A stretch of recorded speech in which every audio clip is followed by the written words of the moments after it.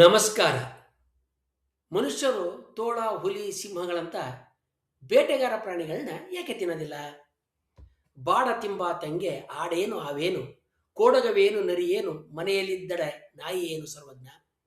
ಇಂಗು ತಿಂಬಾತಂಗೆ ಕೊಂಬೇನು ಕೊಳಗೇನು, ಶಿಂಗಳಿಕವೇನು ಹಂಗೇನು, ಬೇಲಿಯ ಮುಂಗಲಿಯದೇನು ಸರ್ವಜ್ಞ ಅಂತ ಸರ್ವಜ್ಞನ ಎರಡು ವಿಚಾರಗಳು ಮಾಂಸಾಹಾರ ಮತ್ತು ಸಸ್ಯಾಹಾರನ ಕುರಿತಾಗಿ ಇದ್ದಾವೆ.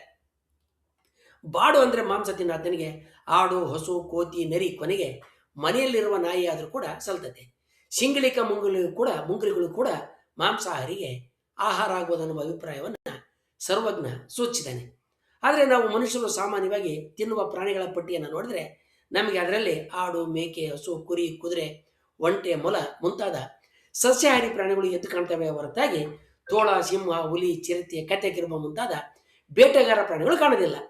ಅಪರೂಪ ಮತ್ತು ಅಪವಾದವಾಗಿ ಚೀನಾದಂಥ ದೇಶಗಳಲ್ಲಿ ಮಾಂಸಾಹಾರಿ ಬೇಟೆಗಾರ ಪ್ರಾಣಿಗಳನ್ನ ಸಾಕಿ ಅವುಗಳನ್ನ ತಿನ್ನುವ ಪದ್ಧತಿ ಇದೆಯಾದರೂ ಕೂಡ ಜಗತ್ತಿನಲ್ಲಿ ಬಹುತೇಕ ಕಡೆ ಸಸ್ಯಾಹಾರಿ ಪ್ರಾಣಿಗಳನ್ನ ಮಾತ್ರ ಮನುಷ್ಯ ಹೆಚ್ಚಾಗಿ ತಿನ್ನೋದನ್ನು ನಾವು ಕಾಣ್ತೇವೆ. ಬೇಟೆಗಾರ ಮಾಂಸಾಹಾರಿ ಪ್ರಾಣಿಗಳನ್ನ ಕಂಡ್ರೆ ಭಯ, ಅವುಗಳನ್ನ ಸುಲಭವಾಗಿ ಸಿಗೋದಿಲ್ಲ ಅಂತ ನಾವು ವಾದ ಮಾಡಬಹುದಾದ್ರೂ ಕೂಡ ಪ್ರಾಚೀನ ಮಾನವ ಬೇಟೆಯಾಡಿದ ಪಳೆಯುಳಿಕೆಗಳಲ್ಲಿಯೂ ಕೂಡ ಆತ ಬಹುತೇಕ ಸಸ್ಯಾಹಾರಿ ಪ್ರಾಣಿಗಳನ್ನ ಅವಲಂಬಿಸಿರೋದು ಕಾಣುತ್ತೆ. ಮನುಷ್ಯ ಇತರ ಪ್ರಾಣಿಗಳನ್ನ ಬೇಟೆಯಾಡಿ ಬದುಕುವ ಮಾಂಸಾಹಾರಿ ಪ್ರಾಣಿಗಳನ್ನ ಏಕೆ ತಿನ್ನೋದಿಲ್ಲ ಅನ್ನೋದು ಒಂದು ಬಹಳ ಕುತೂಹಲಕಾರಿಯಾದಂಥ ಪ್ರಶ್ನೆ. ಇದಕ್ಕೆ ಕೇವಲ ಸಾಂಪ್ರದಾಯಿಕವಾದಂಥ ಕಾರಣಗಳಲ್ಲದೆ ವೈಜ್ಞಾನಿಕ ಮತ್ತು ಆರ್ಥಿಕ ಕಾರಣಗಳು ಕೂಡ ಇದ್ದಾವೆ. ಜೀವ ವಿಕಸನದಲ್ಲಿ ಯಾವುದೇ ಪ್ರಾಣಿ ಶಕ್ತಿಯನ್ನು ನಷ್ಟ ಮಾಡಿಕೊಳ್ಳದೆ ಆದಷ್ಟು ಉಳಿಸಿಕೊಳ್ಳೋದು ಅತ್ಯಗತ್ಯ.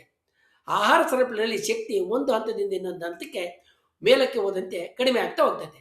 ಇದನ್ನು ಶೇಕಡ 10 ಅಂತ ಕರೀತಾರೆ. ಸಸ್ಯಗಳು ಸೂರ್ಯನಿಂದ ನೇರವಾಗಿ ಶಕ್ತಿಯನ್ನು ಪಡಿತವೆ.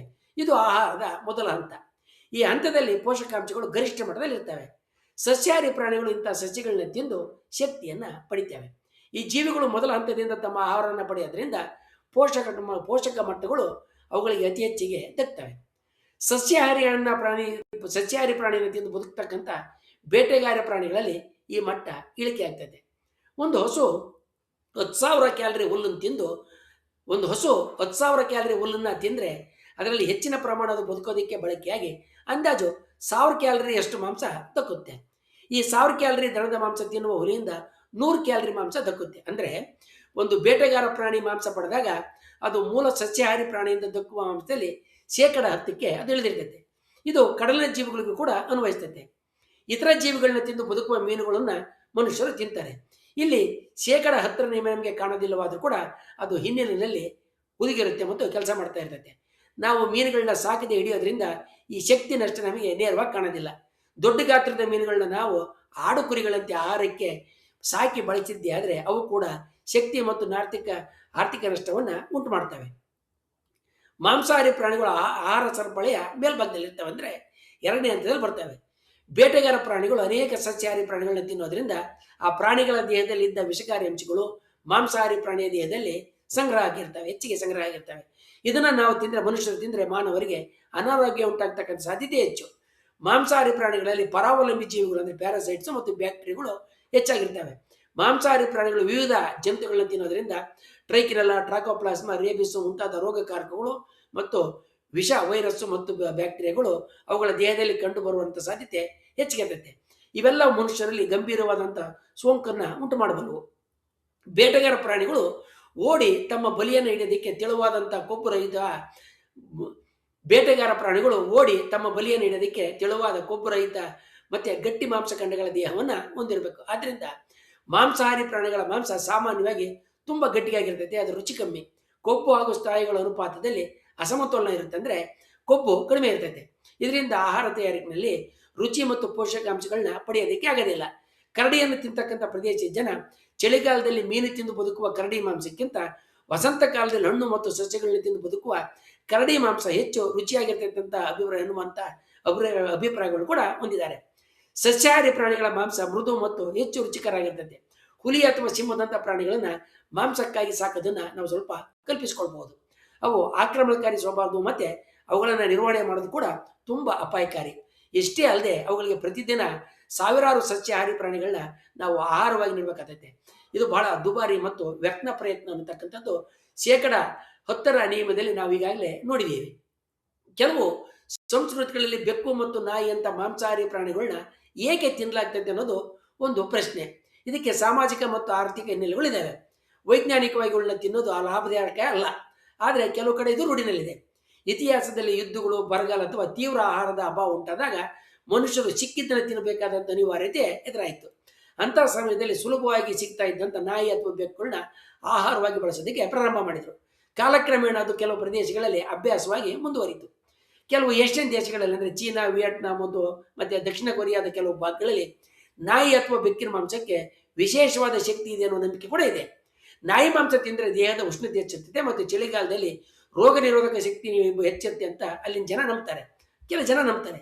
ಕೆಲವು ಗಿಡಮೂಲಿಕೆಗಳ ಜೊತೆಗೆ ಈ ಮಾಂಸಗಳನ್ನು ಸೇವಿಸಿದರೆ, ಈ ಪ್ರಾಣಿಗಳ ಮಾಂಸವನ್ನು ಸೇವಿಸಿದರೆ ಶಕ್ತಿ ವೃದ್ಧಿ ಆಗ್ತೈತೆ ಅಂತ ಪುರಾತನ ನಂಬಿಕೆ ಇದೆ. ಆದರೆ ಇದಕ್ಕೆ ಯಾವುದೇ ವೈಜ್ಞಾನಿಕ ಪುಷ್ಟಿ ಇಲ್ಲದೆ ಇದ್ರೂ ಕೂಡ ಜನರ ನಂಬಿಕೆಯಿಂದ ಈ ಪ್ರಾಣಿಗಳನ್ನ ಆಹಾರವಾಗಿ ತಿಂತಾರೆ. ನಾಯಿ ಮತ್ತು ಬೆಕ್ಕುಗಳು ಮನುಷ್ಯರ ವಸತಿ ಪ್ರದೇಶದ ಆಸುಪಾಸದಲ್ಲಿ ಇರ್ತವೆ.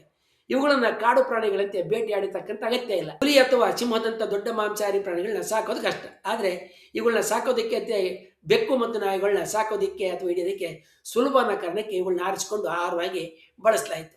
ನಾಯಿ ಸಂಪೂರ್ಣ ಮಾಂಸಾಹಾರಿ ಪ್ರಾಣಿ ಏನಲ್ಲ. ಅದು ಮಾಂಸ, ಸಸ್ಯ ಎರಡನ್ನೂ ಸೇವಿಸ್ತದೆ. ಮಾನವನ ಜೊತೆಗೆ ಅದು ಜೊತೆಗೆ ವಿಕಾಸಗೊಂಡಿರೋದ್ರಿಂದ ಅದರ ಆಹಾರ ವ್ಯವಸ್ಥೆ ಮಾನವನಿಗೆ ಬಹಳ ಸಮೀಪದಲ್ಲಿದೆ. ಇದು ಕೆಲವು ಸಮಾಜಗಳಲ್ಲಿ ನಾಯಿಯನ್ನ ಪಶುವಿನಂತೆ ಸಾಕೋದಕ್ಕೆ ಮತ್ತು ನಂತರ ಆಹಾರವಾಗಿ ಬಳಸೋದಕ್ಕೂ ಕೂಡ ಸಾಧ್ಯವಾಗಿ ಮಾಡುತ್ತೆ. ಭಾರತದಲ್ಲಿ ಹಸು, ಇಸ್ಲಾಂ ಧರ್ಮದಲ್ಲಿ ಹಂದಿ, ಆಮೇಲೆ ಕೆಲವು ಯುರೋಪಿಯನ್ ಸಂಸ್ಕೃತಿಗಳಲ್ಲಿ ಕುದುರೆ, ಇವುಗಳ ಮಾಂಸವನ್ನು ತಿಂತಕ್ಕಂಥ ನಿಷಿದ್ಧ ಆಗಿದೆ. ನಾಯಿ ಬೆಕ್ಕುಗಳಿಗೆ ಎಲ್ಲ ಸಂಸ್ಕೃತಿಗಳಲ್ಲಿ ಪವಿತ್ರ ಅಥವಾ ನಿಷಿದ್ಧ ಸ್ಥಾನ ಇಲ್ಲ. ನಿಷೇಧದ ಅಭಾವ ಇವುಗಳನ್ನ ಆಹಾರದ ಪಟ್ಟಿಗೆ ಸೇರಿಸೋದಕ್ಕೆ ಅವಕಾಶವನ್ನು ಮಾಡಿಕೊಟ್ಟೈತೆ. ನಾಯಿ ಮತ್ತು ಬೆಕ್ಕುಗಳನ್ನ ಕೆಲವು ಸಮಾಜಗಳು ತಿನ್ನೋದಕ್ಕೆ ಇರ್ತಕ್ಕಂಥ ಕಾರಣ ಕೇವಲ ಜೈವಿಕವಾದ್ದಲ್ಲ, ಅದು ಸಾಂಸ್ಕೃತಿಕ ವರ್ಗೀಕರಣ ಮತ್ತು ಪರಿಸ್ಥಿತಿಯ ಮೂಲಕ ಅನಿವಾರ್ಯವಾಗಿ ಬಂದಿದೆ ಮತ್ತು ನೆಲೆಯೂರಿಕೊಳ್ಳುತ್ತೆ.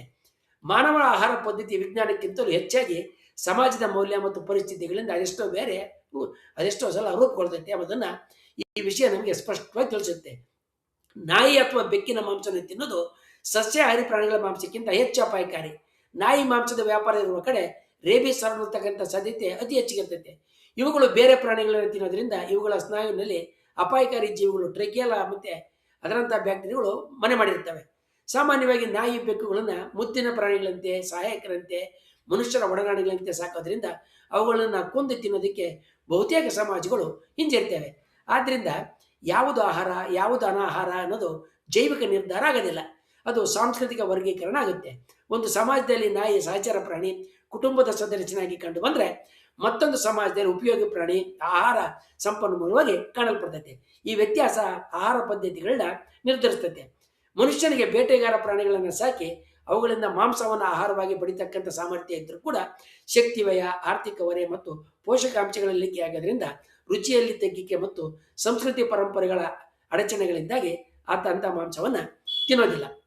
ಮುಂದಿನ ವಿಡಿಯೋದಲ್ಲಿ ನಾವು ಮನುಸ್ಮೃತಿಯಲ್ಲಿ ಮನು ಯಾವ ಪ್ರಾಣಿಗಳ ಆಹಾರವನ್ನು ತಿನ್ನೋದಕ್ಕೆ ಅನುಮತಿಯನ್ನು ಕೊಟ್ಟಿದ್ದಾನೆ, ಯಾವ ಪ್ರಾಣಿಗಳ ಮೇಲೆ ಆತ ನಿಷಿದ್ಧ ಏರಿದ್ದಾನೆ ಅನ್ನೋದನ್ನು ತಿಳ್ಕೊಳ್ಳೋಣ. ವಂದನೆಗಳೊಂದಿಗೆ.